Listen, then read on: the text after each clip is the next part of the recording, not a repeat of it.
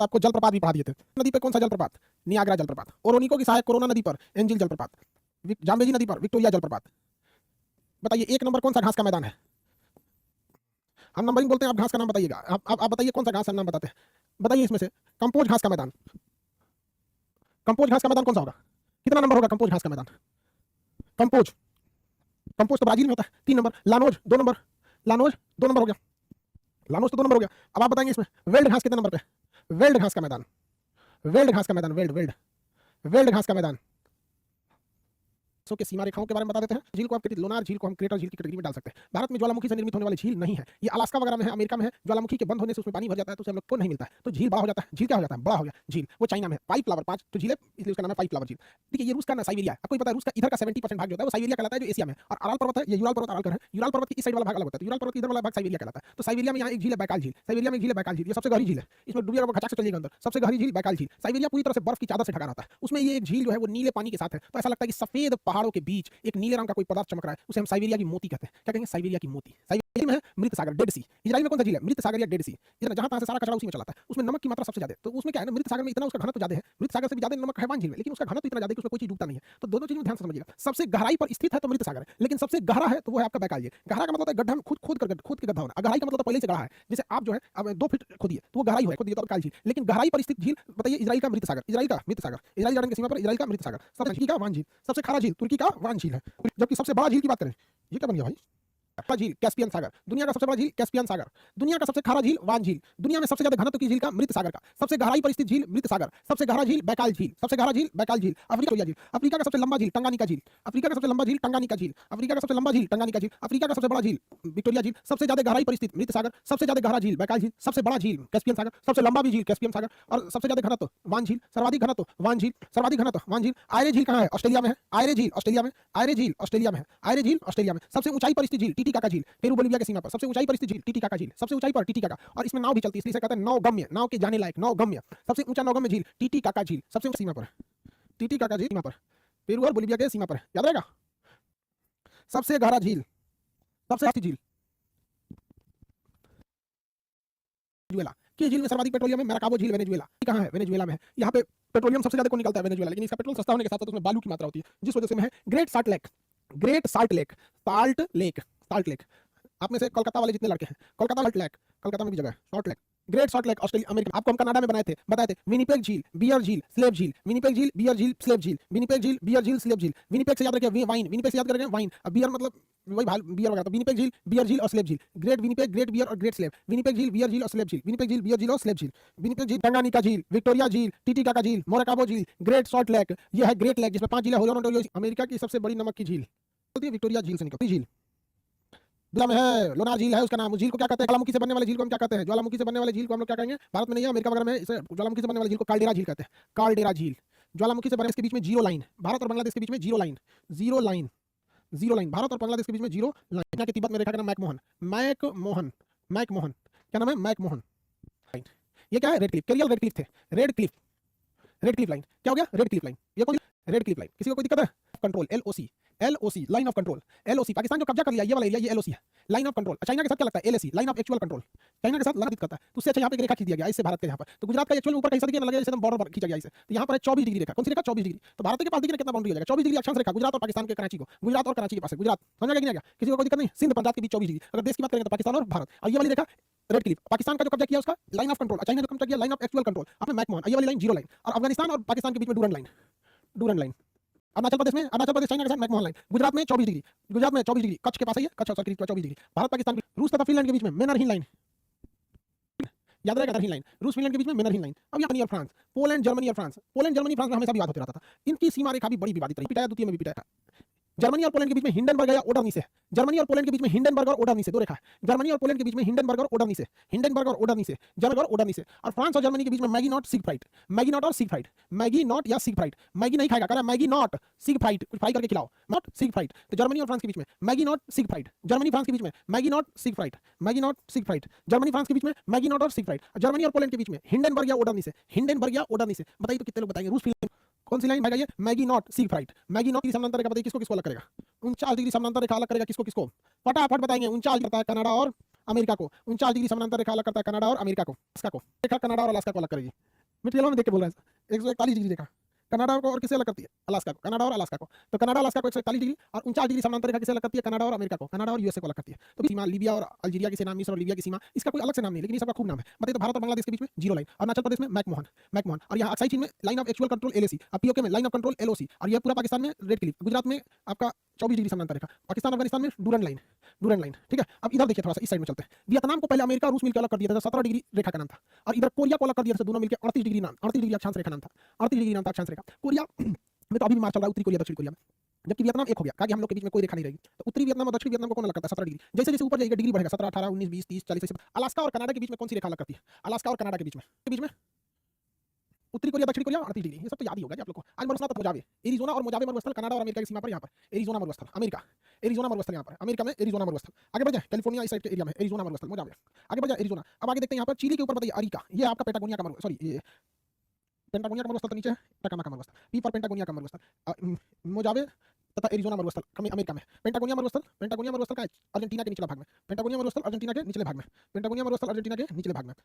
बताइए areca sir जो सबसे शुष्क था, ये पेंटागोनिया का मरुस्थल। कौन सा मरुस्थल? पेंटागोनिया का मरुस्थल। बताइए बोत्सवाना में कालाहारी का मरुस्थल, अफ्रीका के ऊपर में तो पूरा का पूरा ये सहारा मरुस्थल है, अफ्रीका के ऊपर में सहारा मरुस्थल, अफ्रीका के उत्तर में सहारा मरुस्थल। एक बार क्वेश्चन पूछा था एसएससी में कि सहारा मरुस्थल अफ्रीका की किस दिशा में? तो उत्तर दिशा में। देखिए मरुस्थल का अर्थ ये पूर्वी मरुस्थल, सूडान में आपका नूबिया मरुस्थल। तो ये सारे छोटे छोटे मरुस्थल किसका हिस्सा है? महाद्वीप है, जिसमें किसी भी एक भी मरुस्थल नहीं है। वह महाद्वीप जहाँ एक भी मरुस्थल नहीं है, यूरोप महाद्वीप, कोई भी मरुस्थल नहीं है, कोई मरुस्थल वहाँ पे नहीं है। प्रायद्वीप में कौन सा मरुस्थल? अरब मरुस्थल है। एक यहाँ छोटा सा मरुस्थल ईरान में आपको पढ़ाए थे, दस्ते लूट का मरुस्थल। ईरान जब पढ़ाए थे तो पढ़ाए थे अरब मरुस्थल, यहाँ पर ईरान में है दस्ते लूट मरुस्थल। याद कीजिए, ईरान में है दस्ते लूट मरुस्थल, ईरान में दस्ते लूट मरुस्थल, सीमा पर थार मरुस्थल, भारत पाकिस्तान की सीमा पर थार मरुस्थल, भारत पाकिस्तान की सीमा पर थार मरुस्थल। कजाकिस्तान में याद कीजिए, देखिए कुछ छोटे मरुस्थल है जो हम आपको देश को पढ़ाते मरुस्थल। कजाकिस्तान में कौन सा मरुस्थल था? स्टेपी मरुस्थल। कजाकिस्तान में स्टेपी मरुस्थल था, याद है कि नहीं? दोबारा बताइए।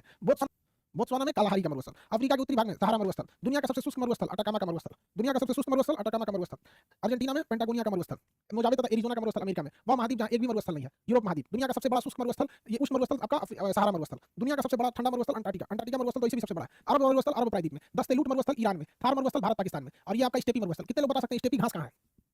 स्टेपी घास गोबी मरुस्थल, लेकिन ये तो पूरा बर्फ है। गोबी मरुस्थल शीत मरुस्थल में आता है। एशिया का सबसे बड़ा मरुस्थल है गोबी मरुस्थल, जो मंगोलिया और चीन दोनों में, गोबी मरुस्थल मंगोलिया और चीन दोनों में। यहाँ पे है तकला मकान का मरुस्थल। कौन सा मरुस्थल? तकला मकान का मरुस्थल, टकला मकान मरुस्थल। बोलिए लार्जेस्ट एशिया का सबसे मरुस्थल ठंडा है। चीन में कौन सा उष्ण मरुस्थल है? तकला मकान। थार मरुस्थल भारत पाकिस्तान में, पाकिस्तान में इसे चोलिस्तान कहते हैं। थार मरुस्थल को पाकिस्तान में चोलिस्तान कहते हैं। ये क्वेश्चन पूछा हुआ है, बताइए।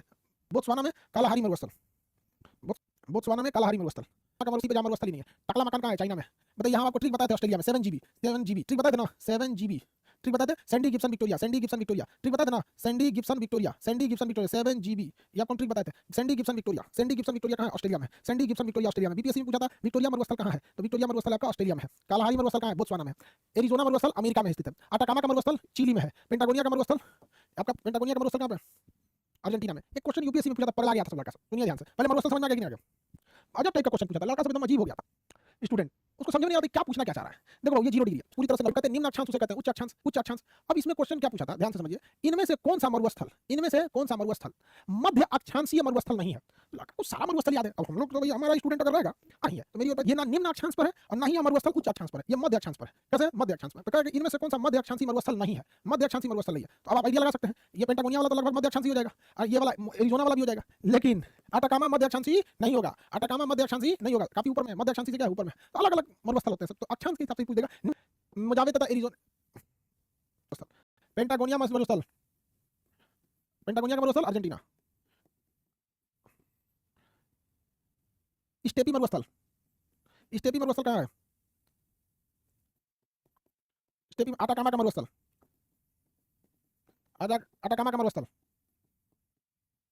कालाहारी का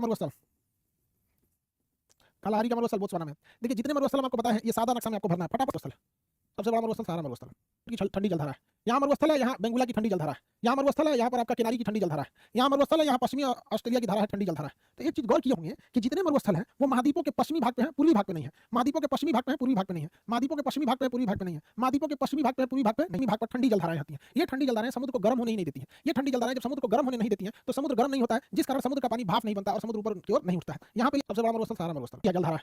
यहाँ मरुस्थल है, या पेरू या हम्बोल्ट की ठंडी जलधारा है। यहाँ मरुस्थल है, यहाँ बेंगुला की ठंडी जलधारा है। यहाँ मरुस्थल है, यहाँ पर आपका किनारी की ठंडी जलधारा है। यहाँ मरुस्थल है, यहाँ पश्चिमी ऑस्ट्रेलिया की धारा है, ठंडी जलधारा है। तो ये हुआ 1919 के वर्साई की संधि के तहत।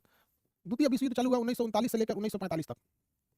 1945 इस युद्ध में पूरी दुनिया को लॉस हुआ, भयानक मारधाड़ हुआ था। ये उसको मार रहा 1914 से 1918 तक एक संगठन बनाइए जिसका नाम रहेगा league of nation. League of nation, और सारे देश लीग ऑफ नेशन के सदस्य बनेंगे और लीग ऑफ नेशन किसी भी देशों के विवाद को जल्दी सुलझा देगा। लीग ऑफ नेशन का सदस्य बनना, कोई भी देश अगर किसी देश से दिक्कत हो रहा है तो लीग ऑफ नेशन में आके कहेगा, और लीग ऑफ नेशन में आकर नहीं कहेगा तो डायरेक्ट बाकी सारे देश उसको मिलकर समझाएंगे। आइडिया अच्छा था। ये क्वेश्चन पूछता है दिमाग की उपस्थिति। वुडरो विल्सन अमेरिकी राष्ट्रपति थे, वुडरो विल्सन। वुडरो यूपीएससी में जिनको पब्लिक एडमिनिस्ट्रेशन लेना है ना, लोग के बारे में पढ़ना, ध्यान से बनना है, वो अपने संसद से प्रस्ताव पारित करके बन सकता है। लीग ऑफ नेशन का मुख्यालय रखा गया था जनेवा।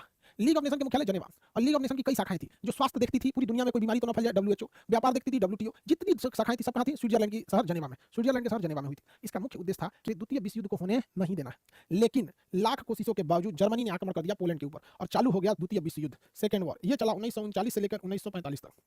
1945 तक ये organisation, united nation organisation, united nation organisation, UNO का गठन किया गया यहाँ पर, और ये यूएनओ आज भी चल रहा है। इसका कहना है कि तृतीय विश्व युद्ध नहीं होने देंगे, लेकिन पुतिन को कौन रोक सकता है? लेकिन जब यूनाइटेड नेशन ऑर्गेनाइजेशन यूएनओ बन रहा था तो यूएनओ का हेड ऑफिस बना दिया गया न्यूयॉर्क में। कहां बना दिया गया? न्यूयॉर्क में। और उसके सारे ऑफिस को कहां छोड़ दिया गया? जेनेवा में। इसलिए अभी भी आप देखिएगा तो जितने भी बड़े बड़े ऑफिस मिलेंगे ज्यादातर कहां मिलेंगे? जेनेवा में। कहां मिलेगा? जेनेवा में। रक्षा मंत्रालय कहां पे है? नई दिल्ली में। कब नहीं है? तो ये लीग ऑफ नेशन 1920 में बना था, 10 अक्टूबर 1945 को। League of united nation organisation, united nation organisation. समझ में आ रहा है कि नहीं आ रहा? यूएन इस संगठन का नाम है सुरक्षा परिषद। यूएनओ के कितने अंग है? 6 अंग है। जब आप इंटरनेशनल रिलेशन पढ़ेंगे तो 6 अंग के बारे में पढ़ा देंगे। सामाजिक एवं आर्थिक परिषद है, न्यास है, इंटरनेशनल कोर्ट ऑफ जस्टिस है, सिक्योरिटी काउंसिल है, 6 पद है। लेकिन इसमें सबसे महत्वपूर्ण है सुरक्षा परिषद। सुरक्षा परिषद, सुरक्षा परिषद। अगर सुरक्षा परिषद ने एक बार प्रस्ताव पास कर दिया कि पूरी दुनिया मिलकर रूस को मारेगी तो पूरा मिलकर मार देगा सब। बहुत खतरनाक है सुरक्षा परिषद। Security council, UN security council, UNSC, UN security council का एक लगाम है। उस लगाम, ये सुरक्षा परिषद में 10 देश है, 10 अस्थायी है और 5 अस्थायी है, टोटल 15 देश है। ये जो 10 अस्थायी है इनका कार्यकाल 2 साल होता है। इनका कार्यकाल 2 साल होता है, ठीक है। भारत के पास अभी ये वाला चीज है, तो इनका कार्यकाल 2 साल होता है। 2 साल के बाद कोई दूसरा आ जाता है, तो ये तो उतने पावरफुल हुए नहीं। लेकिन ससुरा ये जो 5 हैं ये रहेंगे लाइफ टाइम। इनका कार्यकाल कितना होता है? अनंत। इनका कार्यकाल अनंत। यूएनओ में वर्तमान में 193 देश है। कितने देश है? 193 देश है। इन 193 देशों में कोई भी फैसला लिया जाएगा उसमें ये सुरक्षा परिषद के पास फैसला जरूर जाएगा। सुरक्षा परिषद यूएनओ का सबसे बड़ा पावरफुल अंग है, जिसमें 15 सदस्य हैं, 10 अस्थायी हैं और 5 अस्थायी हैं। इन 5 के पास एक स्पेशल पावर है, वीटो पावर। 5 के पास स्पेशल पावर है, वीटो पावर। अगर 193 देश किसी प्रस्ताव को पास कर देते हैं और इन 5 में से कोई एक भी अगर उसे ना कर दिया तो उसे कहते हैं वीटो। वीटो का 2011 में सूडान, दक्षिणी सूडान, 193वां सदस्य दक्षिणी सूडान 2011 में, उसके पास भी वीटो है। Technology control region, MTCR. MTCR में भारत है, इसमें इंडिया है और इसमें चाइना नहीं है। यह संस्था कहती है कि अगर आपको 300 किलोमीटर से ज्यादा की मिसाइलों को बेचना है तो आपको एमटीसीआर का सदस्य बनना पड़ेगा। जो एमटीसीआर का सदस्य नहीं है उसे 300 किलोमीटर से ज्यादा की मारक क्षमता की मिसाइलें नहीं बेची जा सकती है, ना ही वो खरीद सकता है। ये गया रूस से कहने कि हमको दे दो S-400 मिसाइल, हम 400 किलोमीटर दूर से रूस भारत की जहाज मार के गिरा देंगे। रूस ने कहा पैसा लाओ, चाइना ने पड़ेगा। कौन कौन सा? तो ब्रिटेन का हो गया इंग्लिश, फ्रांस का हो गया फ्रेंच, स्पेन का हो गया स्पेनिश, अरब देशों का हो गया अरबी, रूस का हो गया रशियन और चाइना का हो गया चाइनीज या मंडारिन। चाइना की भाषा को क्या कहते हैं? मंडारिन। तो 3 यहाँ पे अंग्रेजी फ्रेंच स्पेनिश, तो लाइनें से इंग्लैंड से अंग्रेजी, फ्रांस से फ्रेंच स्पेनिश, अंग्रेजी फ्रेंच स्पेनिश, अंग्रेजी फ्रेंच स्पेनिश, अरबी रशियन चाइनीज, अंग्रेजी फ्रेंच स्पेनिश, अरबी रशियन चाइनीज, अंग्रेजी फ्रेंच स्पेनिश, अरबी रशियन चाइनीज, अरबी रशियन चाइनीज। टोटल कितनी अधिकृत भाषाओं की संख्या? 6 भाषा है। क्यों के नाम बताएंगे? जितना पीडीएफ बनेगा तो अंग्रेजी में बनेगा तो फ्रेंच में बनेगा। तो जो पीडीएफ प्रोवाइड होता है वो अंग्रेजी या फ्रेंच में होता है। तो कार्यकारी भाषा यानी पीडीएफ पे काम करने के लिए भाषा अंग्रेजी तथा फ्रेंच है, और ऐसे में भाषा 6 है। अंग्रेजी में 6 भाषाओं में सबसे बाद में किसे जोड़ा गया? अरबी को। इन 6 भाषाओं में से किसे लास्ट में जोड़ा गया? अरबी को। समझ तथा मोजावे, अटाकामा का मरुस्थल, पेंटागोनिया का मरुस्थल, सहारा मरुस्थल, कालाहारी का मरुस्थल, अरब मरुस्थल, यहाँ पर थार मरुस्थल, हालांकि ईरान में आपको पढ़ाए थे दस्तलूट मरुस्थल, और यहाँ पर आपको पढ़ाए थे स्टेपी मरुस्थल कजाकिस्तान में, तो वहीं के नक्शा पढ़ाए थे। सैंडी गिब्सन, विक्टोरिया मरुस्थल, टकला मकान और गोबी का मरुस्थल। मरुस्थल आपको कंप्लीट बता दिए थे। का सबसे बड़ा मरुस्थल कौन सा है? मरुस्थल। एशिया का सबसे बड़ा मरुस्थल कौन सा है? गोबी मरुस्थल। सारा मरुस्थल है जो अफ्रीका के उत्तरी भाग में फैला हुआ है। अफ्रीका के मरुस्थल भी छोटे-छोटे मरुस्थल है। जब अफ्रीका पढ़ा रहे थे तो बता दिया चेच मरुस्थल था, या पूर्वी मरुस्थल था, या नूबियन मरुस्थल था। ये सारे मरुस्थल बता दिए। मरुस्थल यानी डेजर्ट महाद्वीपों के वेस्टर्न साइड यानी पश्चिमी भाग में पाए जाते हैं। वेस्टर्न साइड यानी पश्चिमी भाग में पाए जाते हैं। समझ आ रहा है कि नहीं आ रहा है? किसी को कई देश आपस में मिलकर समझौता कर लेते हैं, प्रोटोकॉल। दुनिया में 4 प्रोटोकॉल बहुत फेमस हुए हैं। 4 प्रोटोकॉल बहुत फेमस हुए हैं। हालांकि यूएनएफसीसी जो प्रोग्राम है वो तो आपको एनवायरमेंट एंड इकोलॉजी, जब की राजधानी नैरोबी में, केनिया की राजधानी नैरोबी में, केनिया की राजधानी नैरोबी में कई बार प्रोटोकॉल हुए। 1982 का प्रोटोकॉल, 1985 का प्रोटोकॉल, नैरोबी प्रोटोकॉल 1982 और 85 में हुआ था। ये समुद्री पर्यावरण को बचाने के लिए था। समुद्री पर्यावरण को बचाने के लिए जहाजें जो खराब हो गई है समुद्र में सड़ने के लिए छोड़ दे रहा है, समुद्र में कचरे डाल दे रहा है, समुद्र में क्या करना है क्या नहीं, तो समुद्री पर्यावरण को बचाने के लिए नैरोबी प्रोटोकॉल हुआ था। ये 1982 में हुआ था, 1985 में भी हुआ था और कई बार में हुआ था। प्रोटोकॉल को हिंदी में क्या कहते हैं? प्रोटोकॉल ही कहेंगे उसे, ठीक है। क्लियर पर्यावरण और स्पेशली समुद्री मेरीन पर्यावरण, मेरीन एनवायरमेंटल के लिए था यहाँ पर। 85 के बाद 1987 में एक और प्रोटोकॉल हुआ, मॉन्ट्रियल प्रोटोकॉल। आपको पता है कनाडा का सर मॉन्ट्रियल है, क्या है? मॉन्ट्रियल। आपको बता भी थी ये भी बात कि मॉन्ट्रियल में एक संगठन है जो पूरी दुनिया के लिए कानून बनाता है। मॉन्ट्रियल में बताइए कौन सा संगठन है? मॉन्ट्रियल प्रोटोकॉल तो हम आपको बता देंगे 1987 में हुआ था, लेकिन यहाँ एक अन्य चीज भी है जो पूरी दुनिया को फॉलो करना पड़ता है। ये भैया प्रोटोकॉल था, ये तो हम आपको बता दें। Aviation, very good Priyanka Kumari, very good. Aviation, अंतरराष्ट्रीय वायु उड़ान संगठन का मुख्यालय, अंतरराष्ट्रीय उड्डयन संगठन का मुख्यालय मॉन्ट्रियल प्रोटोकॉल, मॉन्ट्रियल में। और वहीं से इंटरनेशनल फ्लाइट्स के रूल बनते हैं कि क्या क्या रूल रहेंगे, वरना इंटर फ्लाइट तो कहीं एक देश से दूसरे देश में जाते रहती है। इसने टारगेट रखा था 2030 तक ओजोन को भरने के लिए। 2050 तक ओजोन का छिद्र भर दिया जाएगा, क्योंकि ओजोन का पहला छिद्र भी अंटार्कटिका के ऊपर देखा गया और ओजोन का दूसरा छिद्र भी अंटार्कटिका के ऊपर देखा गया। एक्चुअली ओजोन में छेद होता है वो क्लोरीन गैस के कारण होता है, और chlorine gas Europe, Asia, Africa, उत्तरी अमेरिका से निकलता है। और क्योंकि पृथ्वी गोल है तो घूमते घूमते हर जगह पहुंच जाता है। लेकिन जब क्लोरीन को -80 डिग्री टेंपरेचर मिलता है तो वो ओजोन को फाड़ना चालू कर देता है। तो ये अंटार्कटिका में ये ओजोन को उतना टेंपरेचर मिल जाता है और ये ओजोन को फाड़ने लगता है। इसलिए क्लोरीन का उत्पादन गैसीय रूप में जैसे CFC क्लोरोफ्लोरोकार्बन को रोका गया। समझ में आ गया? तो 2050 तक ओजोन छिद्र को 1987 में कनाडा में हुआ था। ये किसके लिए था? ओजोन परत को बचाने के लिए। किसके लिए? ओजोन परत को। 2 ही चीज पूछता है, ये 3 चीज। प्रोटोकॉल कब हुआ था? जैसे पूछ देगा मॉन्ट्रियल प्रोटोकॉल कब हुआ? 1987 में, ठीक है। आगे बढ़े। 1987 को 16 सितंबर 1987 को मॉन्ट्रियल प्रोटोकॉल हुआ था। ओजोन संरक्षण दिवस कब मनाया जाता है? रियो सम्मेलन को हम लोग पृथ्वी सम्मेलन भी कहते हैं। रियो सम्मेलन को हम पृथ्वी सम्मेलन भी कहते हैं। ये 1982 में हुआ था। ये पर्यावरण के लिए ये भी था, इसे हम पृथ्वी सम्मेलन भी कहते हैं। इसमें एक एजेंडा पास किया गया था, एजेंडा 21। एजेंडा 21 का अर्थ था, आपको पढ़ा दिए थे, एजेंडा 21 का अर्थ है कि 21वीं सदी में पर्यावरण को बचा के रखना है। 21वीं सदी में पर्यावरण को बचा के रखना है। एजेंडा 21 पारित किया गया था। क्या पारित किया गया था? एजेंडा 21। आगे से थे एजेंडा 21 में, और ये 21वीं सदी के लिए था क्योटो प्रोटोकॉल। क्योटो जापान में क्योटो प्रोटोकॉल 1997 में हुआ था, 1997 में, CO2 को कम करने के लिए, CO2 को कम करने के लिए। आगे बढ़े। CO2 को कम करने के लिए, क्योटो प्रोटोकॉल किसको कम करने के लिए हुआ था? CO2 को कम करने के लिए हुआ था। कार्बन क्रेडिट, हर देश के कार्बन उत्सर्जन करने का, हर देश के कार्बन उत्सर्जन करने का अपना एक फिक्स कोटा है, अपना एक फिक्स कोटा है, हम कार्बन क्रेडिट कहते हैं। अगर हमें अपने कोटा से ज्यादा उत्सर्जन करना है तो हमें ऐसे देश से बात करनी पड़ेगी जो अपनी कोटा से कम उत्सर्जन कर रहा है, और कहेंगे भैया तुम अपना हिस्सा थोड़ा सा बेच दो हमको, बदले में कुछ पैसा ले लो। तो जो गरीब देश है वो कहते हैं कि विकसित देश प्रदूषण फैलाए, अब भुगते हम लोग। तो जो प्रदूषण नहीं फैला रहा है, व्यवस्था किसमें की गई थी? कार्बन फुटप्रिंट और कार्बन क्रेडिट की व्यवस्था किसमें की गई थी? क्योटो प्रोटोकॉल में। ध्यान से देखिए, क्योटो प्रोटोकॉल कब कब हुआ? Nairobi protocol 1982, Nairobi protocol 1982, Montreal protocol 1987, रियो प्रोटोकॉल 1992, क्योटो प्रोटोकॉल 1997, सॉरी हाँ 97 ठीक है 1997। नैरोबी किस लिए था? पर्यावरण के लिए, समुद्री पर्यावरण के लिए। क्योटो प्रोटोकॉल CO2 के लिए था, क्योटो प्रोटोकॉल CO के लिए। रियो सम्मेलन पृथ्वी के लिए था। मॉन्ट्रियल प्रोटोकॉल ओजोन के लिए, मॉन्ट्रियल प्रोटोकॉल ओजोन के लिए। पठार में एक आता है कोलंबिया का पठार कनाडा में, कोलोराडो का पठार कनाडा में, चियापास का पठार मैक्सिको, यहाँ पे मेसेटा का पठार स्पेन में, चियापास का पठार मैक्सिको में, चियापास का पठार मैक्सिको में। 3 पठार याद रखना है। कोलंबिया का पठार कनाडा, कोलोराडो का पठार अमेरिका, चियापास का पठार मैक्सिको, चियापास का पठार मैक्सिको, मेसेटा का पठार स्पेन, मेसेटा का पठार स्पेन, अंतोलिया का पठार तुर्की, अंतोलिया का पठार तुर्की, अंतोलिया का पठार तुर्की। फटाफट फटाफट बोलिए। कनाडा, कोलोराडो का पठार, कोलोराडो नदी के किनारे है, कोलोराडो का पठार अमेरिका में, चियापास का पठार मैक्सिको, चियापास का पठार मैक्सिको, मेसेटा का पठार स्पेन, मेसेटा का पठार स्पेन, अंतोलिया का पठार तुर्की। क्वेश्चन पूछता है एशिया के किस दिशा में? तो अंतोलिया का पठार एशिया के पश्चिम दिशा में, एशिया के पश्चिम दिशा में, एशिया की किस दिशा में? पश्चिम दिशा में। पोटवार का पठार, पोटवार का पठार पाकिस्तान, दक्कन का पठार भारत, दक्कन का पठार भारत, सान का पठार म्यांमार, सान का पठार म्यांमार, पोटवार का पठार पाकिस्तान, दक्कन का पठार भारत, सान का पठार म्यांमार, तिब्बत का पठार चीन, तिब्बत का पठार चीन, तिब्बत का पठार मैक्सिको का पठार, कोलंबिया का पठार, कोलोराडो का पठार मैक्सिको, चियापास का पठार मैक्सिको में, मेसेटा का पठार स्पेन, अंतोलिया का पठार तुर्की, पोटवार का पठार पाकिस्तान, दक्कन का पठार भारत, सान का पठार चीन म्यांमार, और तिब्बत का पठार चीन। याद रखना, कोलंबिया का पठार कनाडा यूएसए के बॉर्डर, कोलोराडो का पठार यूएसए, चियापास का पठार मैक्सिको, मेसेटा का पठार स्पेन, अंतोलिया का पठार तुर्की एशिया के पश्चिम में, पोटवार का पठार पाकिस्तान, दक्कन का पठार भारत, सान का पठार म्यांमार, तिब्बत का पठार चीन। सबसे बड़ा पठार तिब्बत का पठार, दुनिया का सबसे बड़ा पठार तिब्बत का पठार, और इसी पर जिसे हम लोग कहते हैं पामीर का पठार। तो तिब्बत के पठार का ही वह हिस्सा है। तो जिनमें लिखा है मटेरियल में उनमें कोई दिक्कत नहीं, जिनमें नहीं लिखा है उसमें लास्ट बड़ा पठार तिब्बत का पठार, और सबसे ऊंचा पठार पामीर का पठार, सबसे बड़ा पठार तिब्बत का पठार, सबसे ऊंचा पठार पामीर का पठार। तथा बार्थोलोमियो डियाज, पुर्तगाल का रहने वाला था बार्थोलोमियो डियाज, पुर्तगाल का रहने वाला था बार्थोलोमियो डियाज। बार्थोलोमियो डियाज ने कहा कि मैं भारत की खोज करूंगा, क्योंकि इधर से जाने पर अरब देश वाले मिल के मार काट देते थे सभी को। अपना हिम्मत हार गया, कहा कि इधर भी पानी ही दिख रहा है, इधर भी पानी दिख रहा है, इधर भी पानी दिख रहा है, इधर से तो हम आए ही हैं, अब हमसे भारत नहीं हो पाएगा। इसलिए इसी किनारे पे ये अपनी उम्मीद लेकर लौट गया। समुद्र के नोकीले किनारे को हम केप कहते हैं, तो इसका नाम हो गया केप ऑफ गुड होप, एक अच्छी उम्मीद का किनारा। केप और छोटे में कहा कि हम खोजेंगे भारत को, सबसे पहले हम यहाँ जाएंगे और यहाँ जाने के बाद दिमाग लगाएंगे। तो यहाँ आया और यहाँ 2-3 दिन रुका, तब तक उसको पता चला कि उसको पढ़ाया गया, मतलब पहले से उसको पता था कि भारत के लोग ना बहुत ज्यादा गोरे हैं ना बहुत ज्यादा काले हैं, ब्राउन कलर के हैं। भारत खोज कर दिया। कैब्रल ने ब्राजील की खोज कर दिया था। जेम्स कुक ने ऑस्ट्रेलिया और न्यूजीलैंड की खोज कर दिया। जेम्स कुक ने ऑस्ट्रेलिया और न्यूजीलैंड की खोज कर दिया। चाइना की खोज इटली का मार्को पोलो ने कर दिया। मार्को पोलो इटली की खोज किसने कर दिया? मार्को पोलो ने। स्पेन का रहने वाला था एक तो मैगलन, मैगलन जो था पूरी दुनिया का चक्कर मार दिया। मैगलन जो था किसका चक्कर मार दिया? पूरी दुनिया का चक्कर मार दिया। पूरी दुनिया का चक्कर मार के कौन चलाया? मैगलन। मैगलन के नाम पे यहाँ पे मैगलन जल संधि याद कीजिए। मैगलन जल संधि टेरा डेल फ्यूगो के नीचे पूरी दुनिया का चक्कर लगाया मैगलन। कुक ने ऑस्ट्रेलिया की खोज किया, याद कीजिए। कुक जल संधि न्यूजीलैंड को 2 भागों में बांटती है, कुक जल संधि। तो जेम्स कुक ने न्यूजीलैंड तथा ऑस्ट्रेलिया की खोज किया था, तो कुक जल संधि। मैगलन जल संधि यहाँ पर है, पूरी दुनिया का चक्कर मारा था मैगलन ने। कैब्रल ने ब्राजील की खोज किया था, कैब्रल ने ब्राजील की खोज किया था। और मार्को पोलो चीन तक गया था। इटली का रहने वाला था मार्को पोलो। मार्को पोलो एक का नाम अमरीगो वेस्पुक्की, अमरीगो वेस्पुक्की अमेरिका के स्थलीय भागों पे पहुंचा था और उसी के नाम पर इसका नाम पड़ गया अमेरिका। अमरीगो वेस्पुक्की, अमरीगो वेस्पुक्की। और अमेरिका की खोज कोलंबस, ब्राजील की खोज कैब्रल, पूरी दुनिया का चक्कर फर्डिनेंड मैगलन। चाइना पहुंचा था मार्को पोलो। मार्को पोलो कहां का था? इटली का। केप ऑफ गुड होप की खोज Bartolomeu Dias, Bartolomeu Diaz. Bharat के समुद्री मार्ग की खोज वास्को डी गामा। न्यूजीलैंड तथा ऑस्ट्रेलिया कुक, न्यूजीलैंड तथा ऑस्ट्रेलिया कुक। समझ गए कि नहीं? अब था मार्को पोलो। आगे बढ़े इटली के। कैब्रल ने किस चीज का खोज किया? James cook. हाँ हाँ भाई ऑस्ट्रेलिया बोलिए ना एक ही बार आप लोग को। अमरीगो वेस्पुक्की अमेरिका के अंदर, अमेरिका के स्थल। Vasco da Gama Bharat. Cape of Good Hope Bartolomeu Dias, Bartolomeu Dias. भौगोलिक खोज तो हो गया।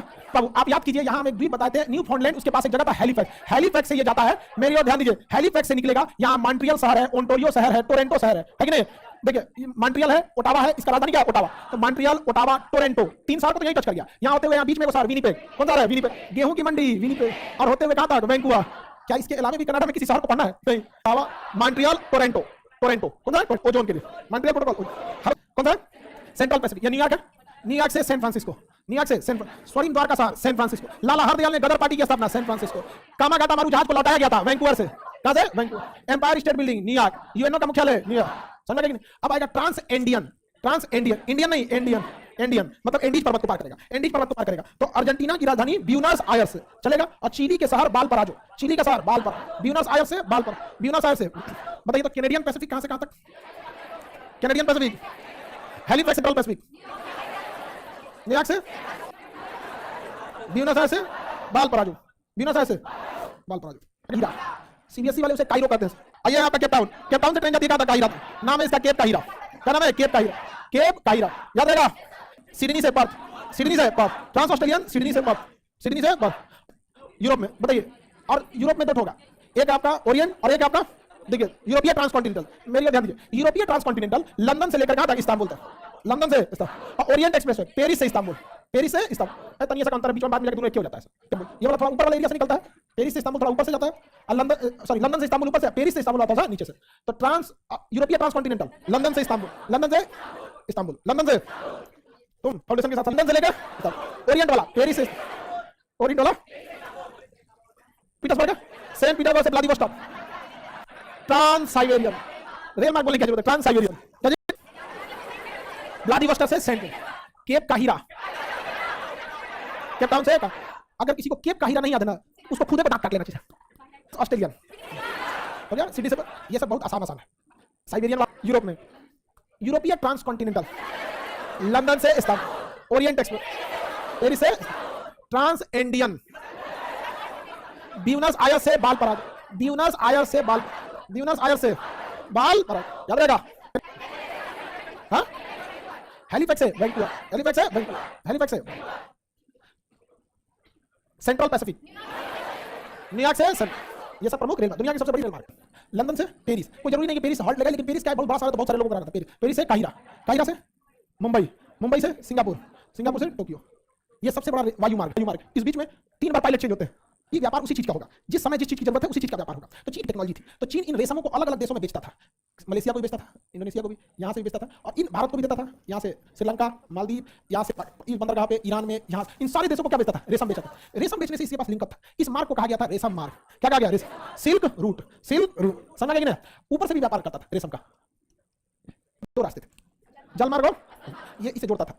कनिष्क ने रेशम मार्ग के उत्तरी भाग में क्या कर लिया था? कब्जा कर लिया था। जो समान दबाव को, समान प्रेशर को दिखाने वाली रेखा को आइसो बार लाइन कहते हैं। क्या कहेंगे? आइसो बार लाइन, आइसो बार लाइन। तो हाँ, आइसोथर्म, समान टेम्परेचर को आइसोथर्म, समान तापमान को आइसोथर्म, समान तापमान को आइसोथर्म, समान दाब को आइसो बार, ऊंचाई को मिलाने वाली रेखा को आइसो समोच्च रेखा, कंटूर या समोच्च रेखा, समोच्च, कंटूर या डेटम लाइन।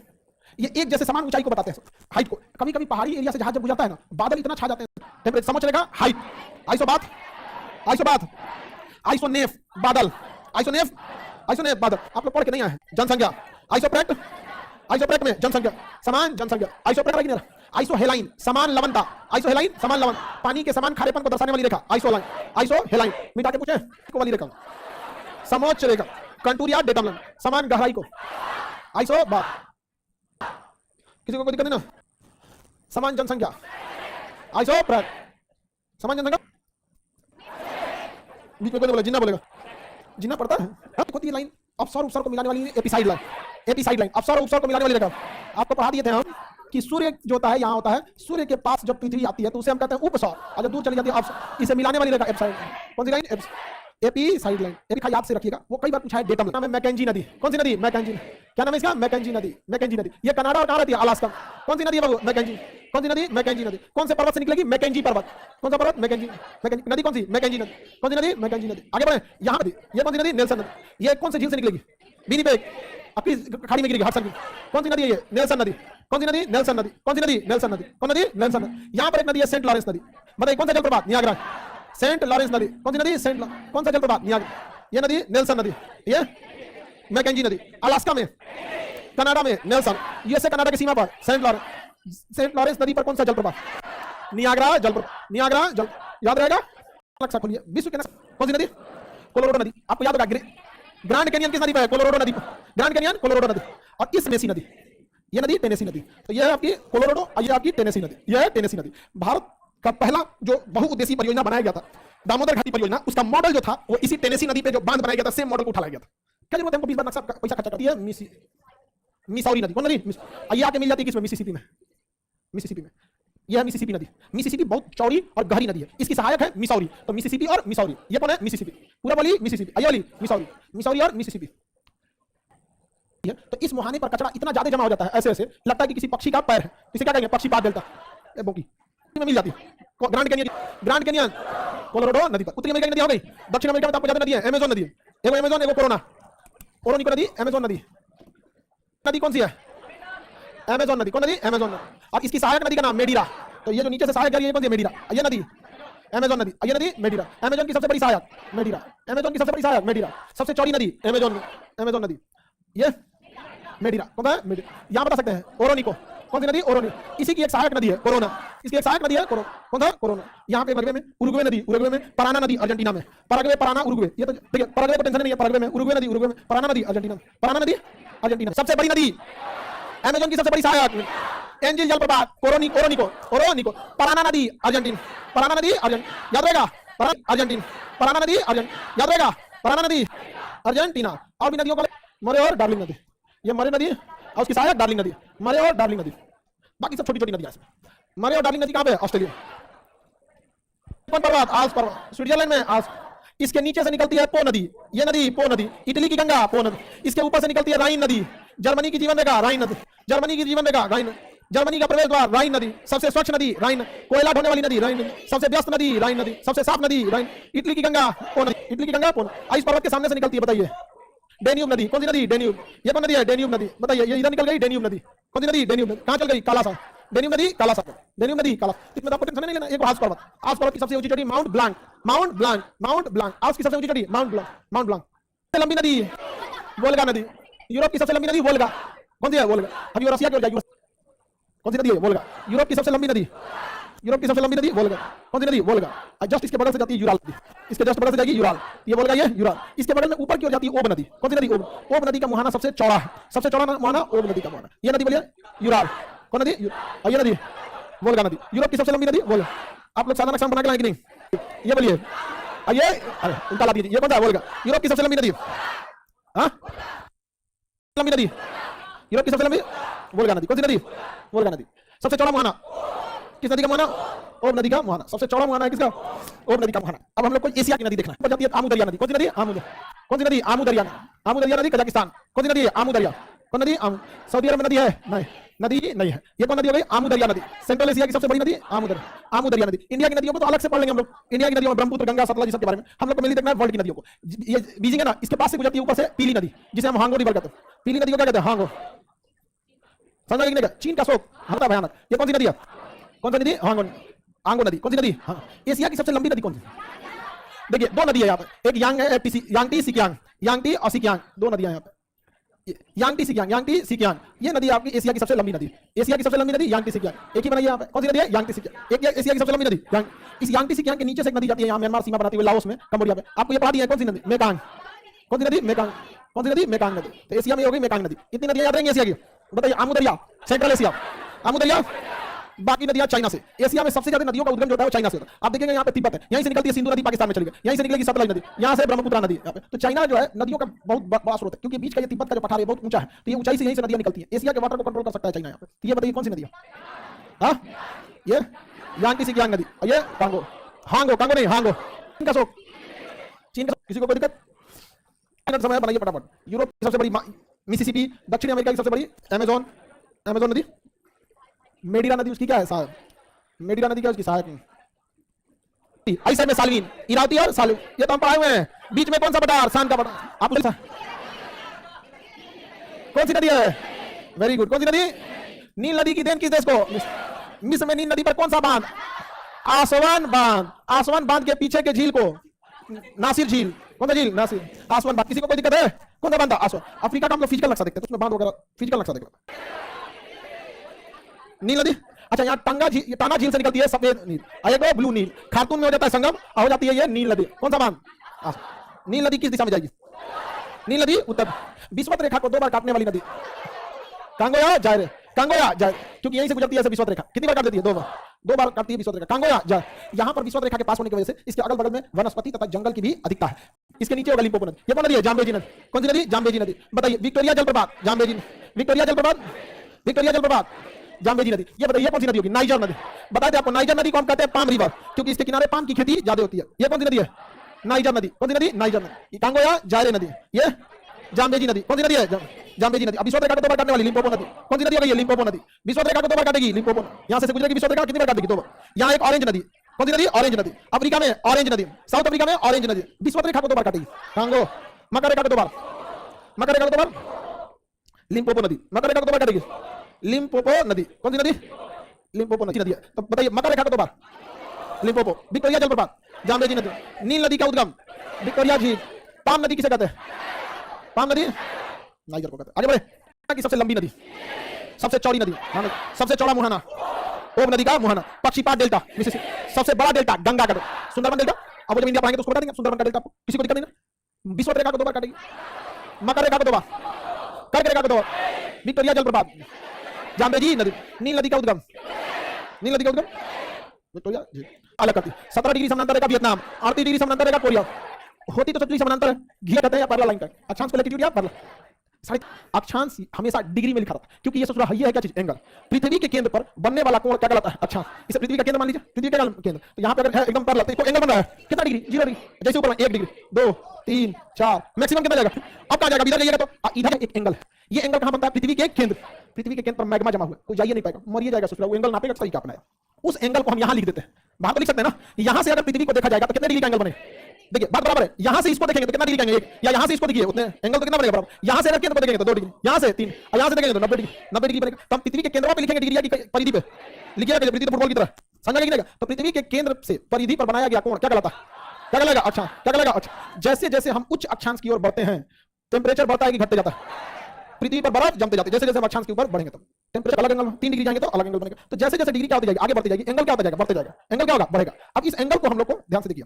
अभी 1 डिग्री मान लीजिए, हालांकि बहुत ज्यादा हो गया, 1 डिग्री नहीं है ज्यादा, लेकिन उतना छोटा छोटा करेंगे तो दिखेगा नहीं आपको। तो ये मान लेते हैं कितना डिग्री? 1 डिग्री। कितना डिग्री है? 1। इसको डिग्री बढ़ रहा है तो एंगल जो है, एंगल ध्यान से देखिए, एंगल कहां बन रहा है? केंद्र पर। फिर अगला चल रहा है तो फिर एंगल कहां बन रहा है? केंद्र। लेकिन जैसे जैसे हम एंगल को बढ़ा रहे हैं, हम परिधि पे कुछ दूरी तय कर रहे हैं। देखिए यहां एंगल तय कर रहे हैं, परिधि पे दूरी तय कर रहे हैं। यहां एंगल बन रहा है और यहां पे दूरी। देखिए ये दूरी बन रहा है, समझ रहा है कि नहीं रहा तुमको? अलाउद्दीन का चिराग समझ रहा है? परिधि पे क्या बना है? एंगल। तो भाग्य एंगल 1 डिग्री, फिर 1 डिग्री, फिर 1 डिग्री, यानी 1, 2, 3, यानी 32 है, 3214। ठीक है। अब एक काम करते हैं, हम और यहां का अक्षांश लेते हैं, निकालने की कोशिश करते हैं। कन्याकुमारी का 8 डिग्री 6 मिनट तक, 8 डिग्री 4 मिनट। समझा? 8 डिग्री मानिए, क्या जरूरत है? 6 मिनट 4 मिनट लेंगे। ऊपर का बता 37 डिग्री, कितना डिग्री पैसा? बीच का अंतर कितना हो गया? कितना अक्षांश टोटल हुए सब? कितने अक्षांश हुए सब? अरे बबुआ ये 8 से शुरू होगा, 9, 10, 11, 12 इसे करते करते 37। तो 37 में से 8 घटा दीजिए। हाँ, तो इन्हीं क्षेत्र को हम कटिबंध कहते हैं। क्या कहेंगे? कटिबंध। 2 अक्षांशों के बीच का जो एरिया होता है क्या कहलाता है? कटिबंध। कटिबंध डिग्री क्यों है? तो पृथ्वी अपने अक्ष पर झुकी है, तल पे झुकी है, साढ़े तो कर्क रेखा और मकर रेखा के ऊपर सूर्य की किरणें सीधी नहीं चमकती, जिसका मुख्य कारण है सूर्य का तिरछा, पृथ्वी का तिरछा, पृथ्वी का तिरछा। ध्रुवों पर 6 महीना दिन और 6 महीना रात, पृथ्वी का झुकाव की वजह से। किस वजह से झुकाव? सारा चीज बता दिया था आप लोगों को। सतह पे देखना है तो 2 अक्षांशों के बीच में कितने किलोमीटर? ऊपर वाला 1, नीचे वाला 2, 1, 2। तो 1 नंबर क्या हो गया? टुंड्रा। जहां एकदम ज्यादा ठंड पड़ता है उसे टुंड्रा, जहां थोड़ा बहुत काम चल जाए उसे टाइगा।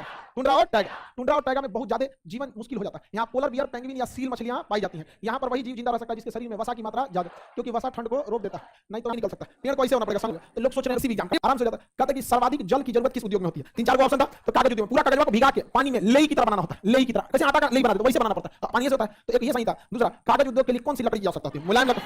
समझा कि नहीं? एक और पूछ देना चाहिए था, मुलायम लकड़ी किस क्षेत्र में पाई जाती है? टुंड्रा, टुंड्रा हो टाइगा। नहीं समझा? और पूछ जाते हैं ध्रुव पर चला। तो कर्क रेखा से ऊपर वाले पे, कर्क रेखा से ऊपर वाले पे, हाँ समझा क्या? क्यों? योग की शुरुआत कहां से? भारत। और भारत के बीचों बीच में सूर्य भगवान कब आते हैं? 21 जून। और योग की शुरुआत सूर्य नमस्कार से। समझा क्या? दुनिया वाले को पता नहीं चल रहा है, काय रखा गया 21 जून, 21 जून को। वापस ये भागेगा, वापस जुलाई, अगस्त, सितंबर। 23 सितंबर को ये कहां जाता है? अब विषय का भागेगा सितंबर, अक्टूबर, नवंबर, दिसंबर। बताइए 22 दिसंबर को मकर रेखा, 22 दिसंबर को मकर। आज क्या दिसंबर है? 15 दिसंबर। क्या दिसंबर? 15 दिन। आज से ठीक 7 दिन बाद यहां तक पहुंच गया। 7 दिन बाद यहां चला जाएगा। सूर्य हमसे कितना दूर चला गया और यहां से हमको तिरछा रोशनी फेंक रहा है, इसलिए 7 बजे सुबह होता है। समझा कि नहीं? तिरछा फेंक रहा है तो 7 बजे सुबह होता है। और वही जब जून का महीना आएगा 4 बजे भोर हो जाता है। ऊपर से देखते हैं भारत के लोग उठो। हम लोग विषुवत रेखा पर होने के कारण इसे विषुव कहते हैं। क्या कहते हैं? विषुव। उसे कर्क संक्रांति, मकर संक्रांति, आइए हो जाएगा विषुव। क्या हो गया? विषुव। विष्णु नहीं, लड़का सब खुश हो रहा है। तुम लोग तो विष्णु, मकर रेखा। आगे बढ़े। अंग्रेजी में इक्विनॉक्स कहते हैं। क्या कहेंगे? इक्विनॉक्स। इक्वल हो जाता है तो उसे क्या कहते हैं? इक्विनॉक्स। ये ज्योग्राफी का टॉपिक है ना, इक्विनॉक्स। सुबह सीजीएल में पूछ दिया 23 सितंबर जब सूर्य विषुवत रेखा पर होता है उसे इक्विनॉक्स, कर्क रेखा पर होता है कर्क संक्रांति, नीचे रहेगा तो मकर। अंग्रेजी में इसे कहते हैं हम इसे कहते हैं summer solstice, winter solstice. Summer solstice गर्मी के दिन में, winter solstice tropic of cancer, tropic of capricorn, tropic of capricorn. कोई दिक्कत? यहां में उत्तर रेखा, मेरिडियन लाइन, मेरिडियन लाइन ये किस चीज का डिसाइड करता है? तो ध्यान से समझिए, इससे हमें टाइम का पता चलता है। किसका पता चलता है? टाइम। और ये वाला जो होता है अक्षांश रेखा, इससे हमें टेंपरेचर का पता चलता है। किसका? टेंपरेचर। यहां टेंपरेचर कम ज्यादा, जैसे जैसे जाएंगे टेंपरेचर बदलेगा, टेंपरेचर बदलेगा तो जलवायु बदल जाएगा, तो इससे हमें क्लाइमेट और जलवायु का पता चलता है। जबकि देशांतर रेखा से किसका पता चलता है? टाइम। इसीलिए जब भी टाइम लिखते हैं तो मेरिडियन जरूर लिखते हैं। जैसे अभी हो रहा है 11:30, कौन सा है? After meridian. समझ गए कि नहीं? एम देखेंगे कि नहीं? 10:30 होता है, जोर बोल दीजिएगा। और इधर मेरिडियन मतलब समझ गए कि नहीं? मेरिडियन किसका दर्शाता है? खड़ा रहेगा तो देशांत, ऐसे रहेगा तो अक्षांश। देशांत, अक्षांश को हम लोग उत्तर और दक्षिण में लिखते हैं। अक्षांश को कैसे लिखते हैं? उत्तर, ऐसे ऐसे 10 डिग्री उत्तर, 20 डिग्री उत्तर, 30 डिग्री उत्तर, ये उत्तर में लिखते हैं। ऐसे दक्षिण में, इसे उत्तर दक्षिण में नहीं लिखते, इसे पूरा पश्चिम में लिखते हैं। किसमें लिखते हैं? पूरा पश्चिम, पूरा पश्चिम में लिखा जाता है। किसमें लिखा जाता है? पूरा पश्चिम में। ध्यान से देखिए आप, पूरा पश्चिम में जब इसको लिखते हैं 0 डिग्री हो गया, इधर वाली क्या हो जाएगा? ये पूर्वी हो जाएगा। ये सब कौन सा देशांतर? पूर्वी देशांतर। और इधर वाला पश्चिमी देशांतर, ये पश्चिमी देशांतर। देशांतर की एक खराबी समझिए, जिस तरह से अक्षांश में हर एक अक्षांश के बीच की दूरी इक्वल थी 111 किलोमीटर, इसमें इक्वल नहीं होता। इसमें ये दूरी विषुवत रेखा के पास 0 हो जाती है, सॉरी ध्रुवों के पास ये दूरी क्या हो जाती है? 0। तो दो अक्षांशों के बीच की दूरी इक्वल हो सकती है, लेकिन कभी भी दो देशांतरों के बीच की दूरी इक्वल नहीं होगी। समझ आ रहा है कि नहीं? किसी को दिक्कत? ये दूरी कभी भी इक्वल नहीं होगी। दो देशांतरों के बीच की दूरी को हम गोरे कहते हैं। क्या कहते हैं? गोरे, गोरे। और दो अक्षांशों के बीच की दूरी को कटिबंध, क्या कहेंगे? कटिबंध। इनके बीच की दूरी हमेशा क्या रहेगी? सेम। इनके बीच की दूरी कभी भी सेम नहीं रहेगी। ध्रुवों पर क्या हो जाती है? 0। इनके बीच की दूरी किस स्थान पर सबसे ज्यादा होगी? विषुवत रेखा के बाद। देखिए यह विषुवत रेखा, यहां पर इन दोनों के बीच की दूरी क्या होती है? मैक्सिमम। तो दो देशांतरों के बीच की दूरी तो पहली बात की फिक्स होती नहीं है, ये सबसे कम हो जाती है ध्रुवों पर 0 और सबसे ज्यादा हो जाती है विषुवत रेखा। तो आपसे अगर इनके बीच की दूरी पूछनी होगी तो मैक्सिमम दूरी पूछेगा, यानी विषुवत रेखा के पास इनके बीच की दूरी 111.32 किलोमीटर। तो दो देशांतरों के बीच की मैक्सिमम दूरी 111.32 किलोमीटर। किसी को दिक्कत? यहां से लेकर ऊपर तक कितना जाता है? 90। और यहां से लेकर नीचे तक 90। तो बताओ 90 प्लस 90 180, और प्लस ये 0 डिग्री वाला, 0 नहीं 0 डिग्री, 0 डिग्री, 0 लिख देंगे तो 180 हो जाए। 0 नहीं 0 डिग्री, तो कितना? 181। इसमें ओवरलैप का तो झमेला ही नहीं है, ये तो एंगल को बता रहा है, ऊपर न पश्चिम में बाद में होगा, यानी पूरब का समय आगे, पश्चिम का समय। भारत को अगर ध्यान से देखिएगा तो पहले सूर्योदय अरुणाचल प्रदेश, और बाद में सूर्योदय गुजरात। अरुणाचल प्रदेश में, अगर अरुणाचल प्रदेश में 3 बजे सूरज निकल जाता है, हाँ 3 बजे, 4 बजे गर्मी के दिन में अरुणाचल प्रदेश 3 बजे सूरज निकल जाता है। हाँ, जापान और पहले निकल जाता है, समय बहुत पहले निकल जाता है। तो इधर सूर्योदय पहले, वहां ऑफिस 7 बजे लोग चल जाएंगे, हमारे यहाँ 10 बजे। वहां पहले, अच्छा वहां डूब जाता है तो पहले। तुम बताओ हैरी पॉटर 160 डिग्री घूमने में 24 घंटा, अगर हम 24 से भाग देंगे तो 1 घंटे में कितना डिग्री आएगा? ये निकल जाएगा। कितना आएगा? 1 घंटा में 15 डिग्री। 1 घंटा में भाग दीजिए लोग, एकदम 1 मिनट है तो 15 डिग्री 1 घंटा में। कितना घंटा में? इसको हम यहां सीधा करके लिख दें, 1 घंटा में 15 डिग्री लिख दें। 1 घंटा में 15, यानी अगर दो जगहों के बीच में, दो स्थानों के बीच में 15 डिग्री का गैप है तो समय में कितने घंटे का? कितने घंटे का? लड़की बस बताइए सब, बस लड़की डिग्री घूमने में 4 मिनट, 1 डिग्री घूमने में 4 मिनट लगेगा। जैसे ये घंटा है ना, इसको मिनट में बदल देते हैं तो कितना आ जाएगा? 60। ऐसे भाग देंगे तो 15 चौको 60। बाबू अगर इस घंटा को मिनट में बदलना चाहे इसे क्या लिख सकते हैं? 60 मिनट। क्या लिखेंगे? 60 मिनट बराबर 15 डिग्री। इधर एक का गुणा करके इधर लाएंगे, भाग हो जाएगा, तो 15 चौको 60। तो इसको हम ऐसे भी लिख सकते हैं 4 मिनट बराबर 1 डिग्री। अरे मिनट वाले को हटाइए, बाद में निकालेंगे। अगर दो जगह फ्रेंड्स है कितने घंटे के अंदर?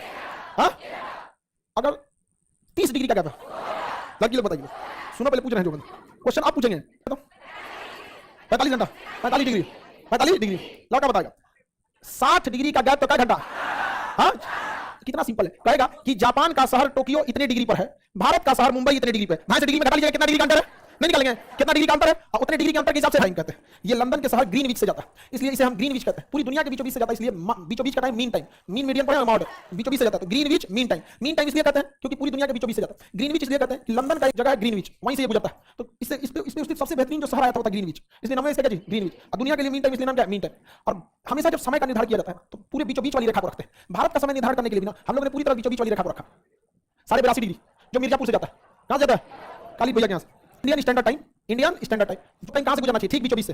समझ तो आगे होगा कि लंदन का टाइम 5.5 घंटा आ गया।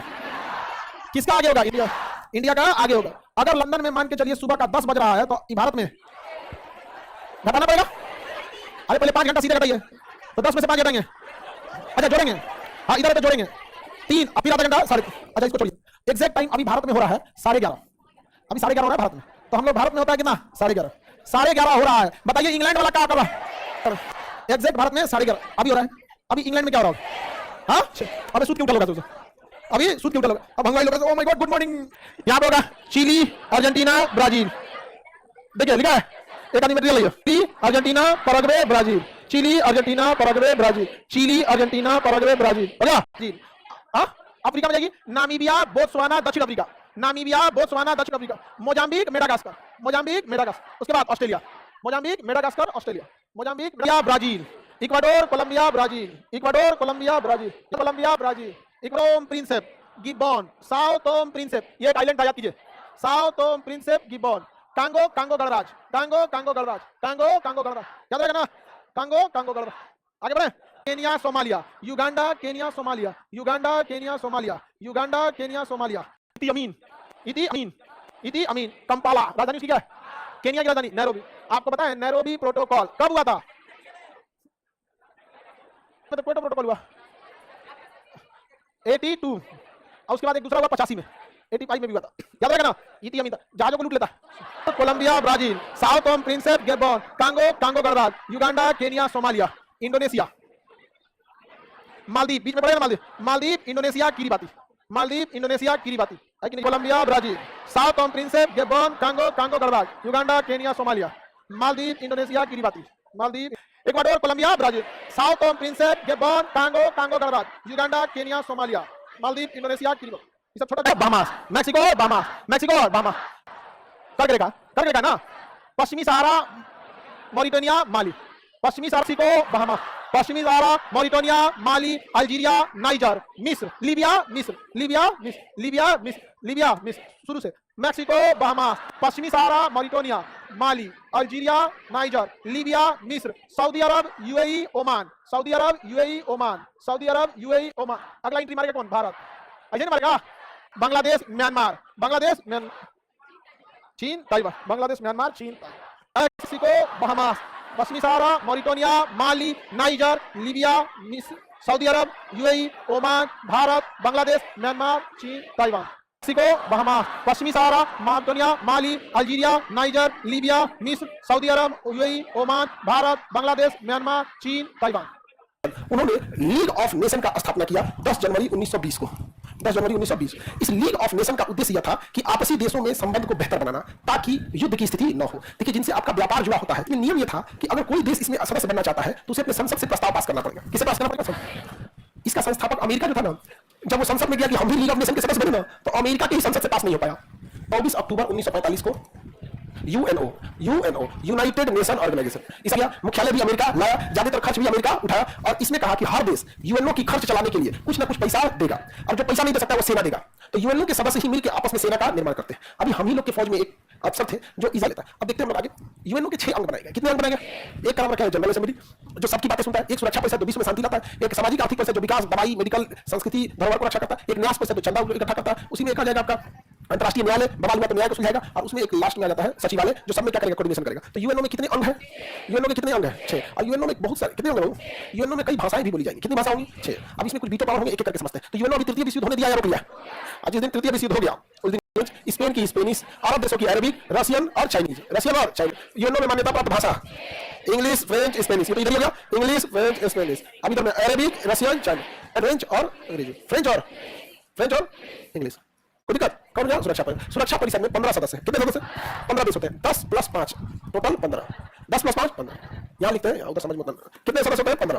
देखिए, 5 10 जो होते हैं ये अस्थायी होते हैं। इनका कार्यकाल 2 साल का होता है। कितने साल का? स्पेनिश, अरबी, रशियन, चाइनीज, सबसे बाद में जोड़ी गई भाषा अरबी। कार्यकारी भाषा यूएनओ में पढ़ी लिखा जीवन बहुत कम लोग हैं, लेकिन इसका विरोध करने वाला भी कोई नहीं है। और भारत इसका सपोर्ट करता है। भारत कहता है कि केवल हमको नहीं, ब्राजील को भी मिलना चाहिए, क्योंकि इस महाद्वीप में किसी को वीटो नहीं है। और साउथ अफ्रीका है, भारत इसका भी समर्थन करता है कि सबसे ज्यादा देश इसी महाद्वीप में है, और इसमें सबसे ज्यादा भुखमरी, गरीबी, आतंकवादी सब है, इसमें वीटो नहीं है, तो इसे भी मिलना चाहिए। और फिर भारत कहता है हमें भी मिलना चाहिए। समझदार इंसान ऐसे ही करता है। भारत में जो समझदार टेक्नोलॉजी कंट्रोल रिजिम एमटीसीआर ये कहता है कि जो इसका सदस्य है वही इंसान 300 किलोमीटर मारक क्षमता से ज्यादा वाली मिसाइलों को बेच सकता है या खरीद सकता है। यानी जो एमटीसीआर का सदस्य नहीं है ना, वो उतनी ही मिसाइलों को खरीद सकता है जिसकी क्षमता 300 किलोमीटर। और देश में भारत इसका सदस्य है, और इसमें भारत को वीटो है, इसमें भारत को वीटो। इसलिए भारत मिसाइल घूम घूम बेच रहा है। मिसाइल को क्या कर रहा है? घूम घूम बेच रहा है। अब चाइना के दुश्मनों को हम मिसाइल दे रहे हैं, वियतनाम को दे दिया, मलेशिया को, फिलीपीन को, ताइवान को दे देंगे, जापान को। बार्थोलोमियो डियाज क्या नाम था? बार्थोलोमियो डियाज से गया और भारत की खोज करने, यहाँ आया केप ऑफ गुड होप पर। और यहाँ आने के बाद उसने उम्मीद छोड़ दिया कि हमारे बस का भारत नहीं है। कोलंबस, वो बार्थोलोमियो डियाज जब लगा तो उसको गरिया रहा था। कोलंबस किसको गरिया रहा था? ये क्या है? इंडिया। अमेरिको वेस्पुकी क्या नाम था? वो ऊपर से बैठा, वो यहाँ गया, यहाँ के बाद भटक गया, यहाँ चल गया। तो उसने अमेरिका की खोज किया, तो अमेरिका के द्वीपों की खोज किया कोलंबस। अमेरिका की जमीन पे उतरा, अमेरिको वेस्पुकी क्या नाम था? तो उसी से नाम क्या पड़ गया? उत्तरी अमेरिका नीचे लगा, दक्षिणी अमेरिका। तब आया वास्को डी गामा, कहा कि उन्हें ना जीतो हम। हाँ था ये बार्थोलोमियो, उसी का भतीजा था कौन? कोलंबस। चचा के रास्ते पे गया और यहाँ पहुंचा Vasco da gamma. Bartolomeu Diaz का भतीजा वास्को यहाँ पहुंचा, और यहाँ 2-4 दिन से वेट कर रहा था कि भारत किधर जाए। तो पूरा प्लान किया था कि भारत इधर है। कोलोमोसा की तरह का प्लान किया था, इधर फोटो लिया था कि भारत का आदमी कैसा दिखता है यहाँ पे, तो उसको कैब्रेल, स्पेन से क्या निकला कैब्रेल, उसने क्या बोल दिया ब्राजील, ब्राजील की कोच कैब्रेल, ब्राजील की coach Australia New Zealand cook, Australia New Zealand Cabral, Cabral. जब ये सब काम हो रहा था ना तब आया मैगलन स्पेन से, ब्राजील की कोच भारत के समुद्री रास्ते की। अब मानचित्र की कुछ रेखाएं हैं, आइसो बार किसको नापेगा, समान दाब को, तो बताइए आइसो मतलब समान, तो समान दाब को दर्शाएगा आइसो बार लाइन, आइसो बार लाइन। उसके बाद समान गहराई को नापेगा आइसो बाथ, देखो बाथ मतलब नहाना, तो गहरे पानी में नहाया जाता है। आइसो बाथ लाइन किसे दर्शाएगा, गहराई को, आइसो बार लाइन दाब को, आइसो बार लाइन दाब। तीसरा है समान तापमान को आइसोथर्म, आइसोथर्म बताओ थर्मल मतलब थर्मोमीटर से क्या नापेंगे, सिस्मल, आइसो सिस्मल लाइन भूकंप, सिस्मल सिस्मिक, आइसो सिस्मिक आइसो सिस्मल जो भी आइसो सिस्मिक, सिस्मिक लाइन किसे बताता है, भूकंप, आइसो सिस्मिक लाइन भूकंप। हालांकि भूकंप कैसे आएगा क्या होगा इसके बारे में तो ज्योग्राफी में चर्चा करनी, क्या बादल, तो समान बादल को दर्शाएगा, समान बादल आइसोनेफ, समान बादल आइसोनेफ, ये कई बार पूछा हुआ है, समान बादल वाले एरिया को दर्शाता है आइसोनेफ, आइसोनेफ, आइसोनेफ, समझा गया। मानचित्र पे आइसोनेफ रेखाएं बताती है कहां बादल ज्यादा है, दर्शाएगा आइसोनेफ, गहराई होता है नीचे से, तो आइसो हाइट, आइसो हाइट हम कैसे याद रखें, ऐसे ना बस कहां से होगा हाइट, आइसो का कंटूर लाइन डेटम लाइन, समोच्च रेखा कंटूर लाइन डेटम लाइन, समोच्च रेखा कंटूर लाइन डेटम लाइन, कितने नाम, समोच्च रेखा contour line datum line, contour line datum line.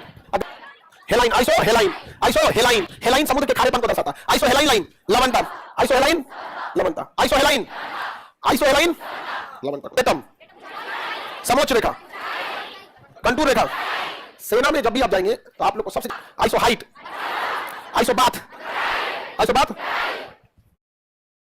Seismic